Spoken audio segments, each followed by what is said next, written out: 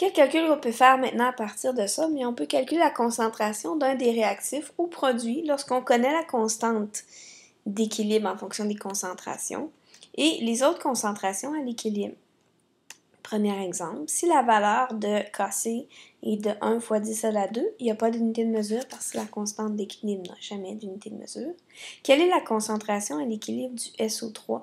Si j'ai un ballon de 2 litres avec 2,4 fois 10 à la moins 2 mol de SO2 et 4,8 fois 10 à la moins 2 mol de O2. On a l'équation qui est en avant de nous, tout est gazeux. Alors, on va en premier déterminer quelle est l'équation de la constante d'équilibre. Alors, on a les produits exposant leur coefficient divisé par les réactifs exposant leur coefficient. On va isoler ce que je cherche. Dans ce cas-ci, je cherche la concentration du SO3 à l'équilibre. Alors, je vais prendre les concentrations des autres réactifs que j'ai et la constante et je vais l'isoler dans l'équation. Il me reste maintenant à calculer les concentrations de chacun de mes réactifs ou produits. Le SO2, on divise par 2 litres parce qu'on est dans un ballon de 2 litres. Même chose pour le O2 pour avoir les concentrations. Et on met les chiffres dans la formule, ce qui nous donne une concentration de SO3 à l'équilibre de 1,9 fois 10 à la moins 2 mol par litre.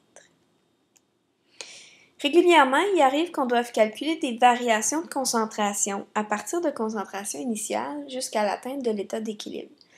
Par exemple, on met une certaine quantité de réactifs et de produits. On veut prévoir quelle sera la quantité de réactifs ou de produits lorsque l'équilibre est atteint. À ce moment-là, on va utiliser un tableau initial, variation, équilibre, IVE. Ça s'avère très utile pour faire le suivi de la réaction. Très important, les variations de concentration doivent toujours respecter les proportions stoichiométriques. Très, très important. Donc, si je double la concentration dans ce cas-ci du NO, bien, la concentration du O2 ne va pas doubler, elle va être une fois plus grande seulement. Alors, dans le tableau que vous avez ici, vous avez les concentrations initiales, la variation qui est proportionnelle au coefficient stoichiométrique et à l'équilibre, on va voir une opération qu'on va devoir faire entre ce qu'on avait initialement et à l'équilibre.